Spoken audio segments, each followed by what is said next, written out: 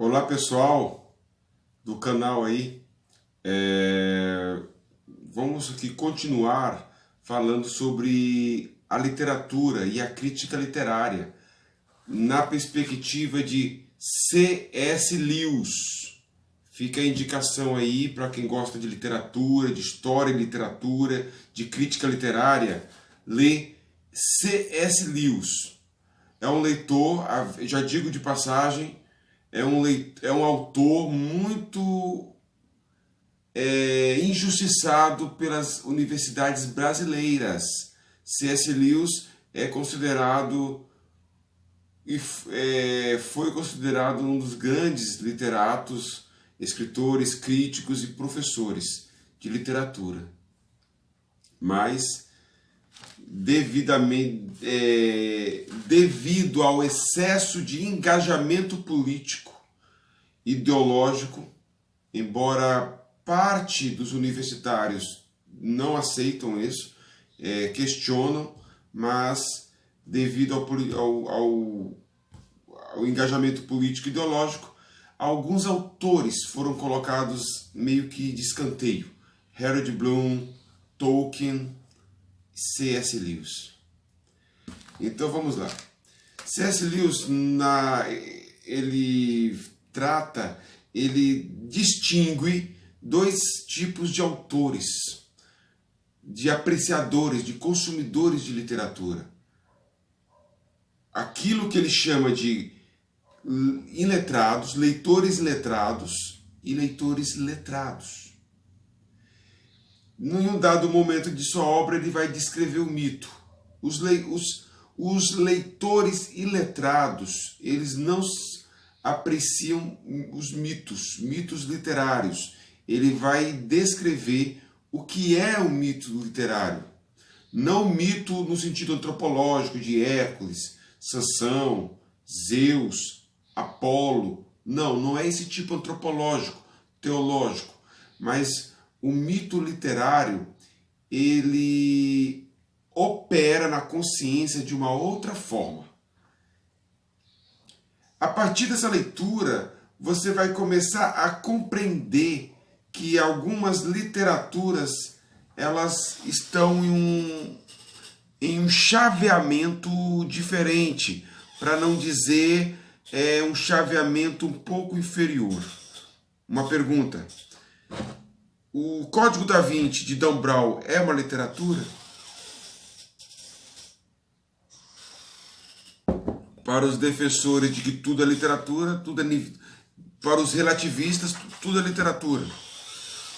Mas dentro do que o C.S. Lewis vai descrevendo, ele não fala de Dan Brown, lógico que não. Mas o leitor é direcionado a refletir se certas obras, como a de Dan Brown, por exemplo, Cabana, são consideradas literatura. Então, ele vai descrever no capítulo 5 o que significa, o que ele entende de mito literário. Eu vou adiantar que é uma leitura um pouquinho complexa, você não apreende assim, não compreende na primeira leitura, né? É preciso mais leitura sobre isso. Mas vou dar uma indicação de um outro autor que vai ajudar a entender o que é o mito literário. Ivan Teixeira. Existe um autor chamado Ivan Teixeira, e fico em débito aqui, ele tem um livro sobre literatura, sobre crítica literária. Fico em débito aqui que eu não estou lembrando a obra em si, mas ele vai falar sobre isso também. Mas vou dar um exemplo, né? Diz que quando você não entende, você explica por exemplos. Pelos exemplos. Quando nós deparamos com a história de Orfeu, que Orfeu perdeu sua esposa, ele foi até o reino de Hades, e ele canta, ele toca uma música lá, uma flauta, e Hades permite que ele tirasse a esposa. Ora, nunca ninguém tinha vindo dos mortos.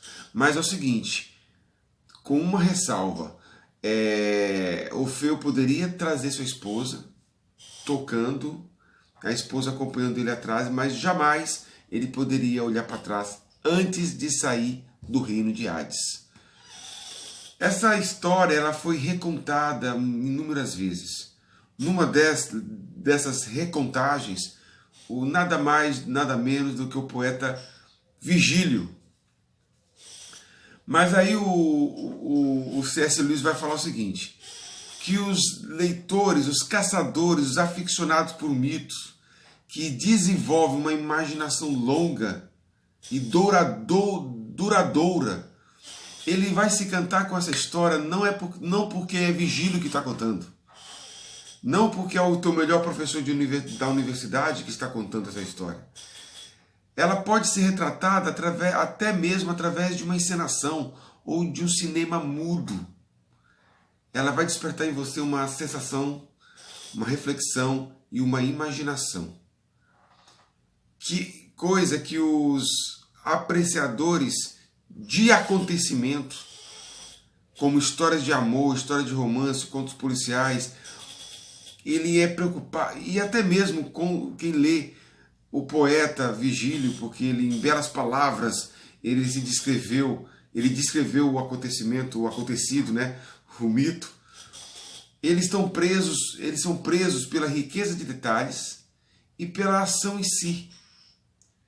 Aquela história não produz na sua consciência uma imaginação, uma fantasia duradoura.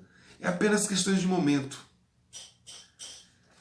Então, sem mais delongas, essa imaginação duradoura é uma espécie que o leitor constrói, tornando-se... Esse é o mito literário de C.S. Lewis, beleza?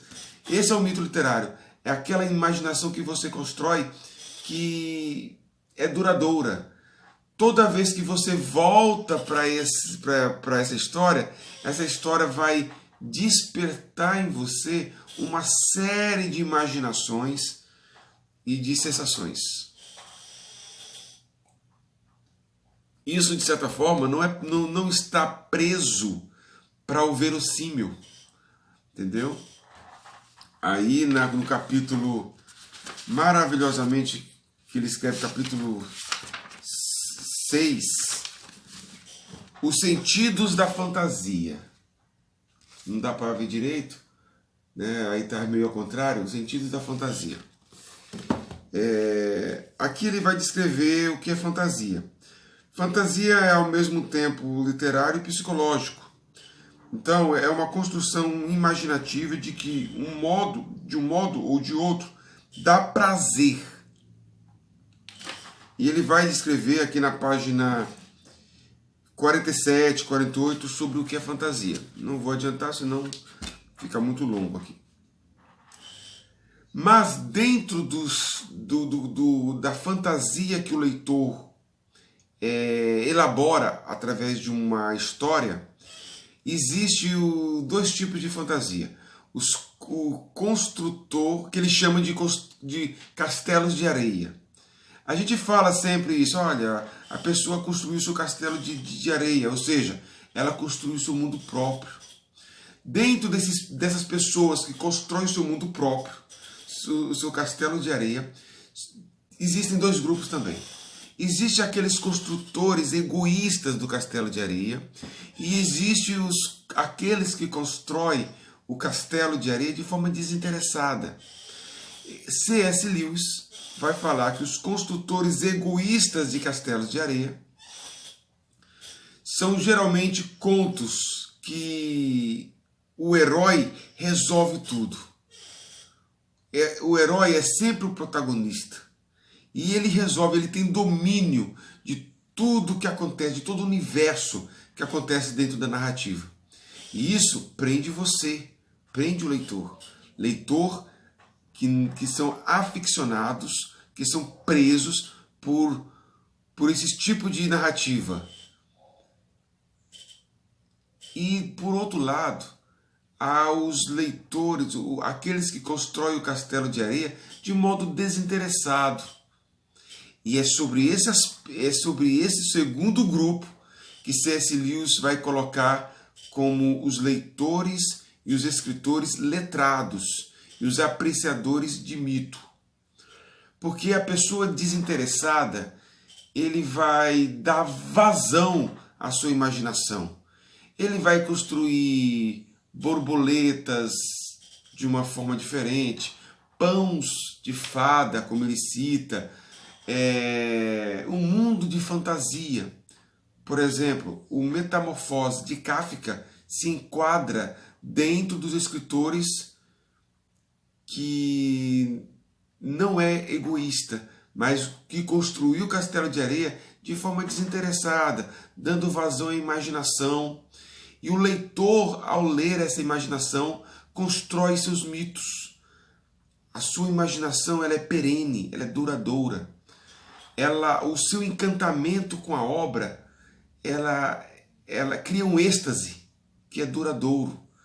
Você em algum momento se deparou com um certo livro, com uma certa imaginação que você teve de certo livro, que mesmo depois de 20 anos, você desperta em você essa imaginação.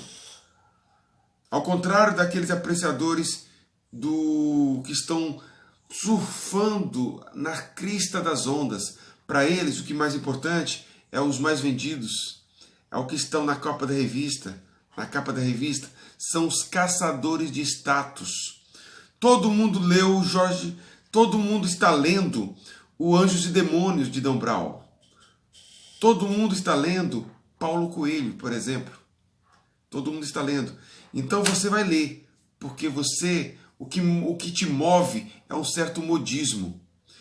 O Dan Brown, no seu livro Anjos e Demônios, Fortaleza Digital, ele escreve super bem, tem seu valor, é rico de detalhes, ele entrelaça na sua narrativa conteúdos, conhecimentos que vêm da arte, da história e da ficção.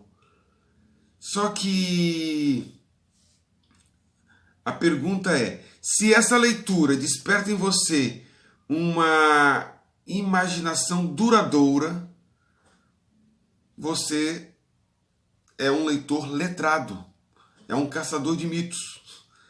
Mas se você despertou aquelas sensações do momento, você leu, você adorou a leitura, leu outro livro, leu quase todas as obras de Dan Brown, e hoje essa obra não desperta mais nenhum interesse porque está no passado, ou foi por conta de uma moda, ou porque todo mundo estava lendo, ou porque hoje não desperta mais nenhum interesse, nenhum encantamento, Dan Brown para você não foi uma literatura, e você, em relação a Dan Brown, foi apenas um leitor conveniente, passageiro e iletrado.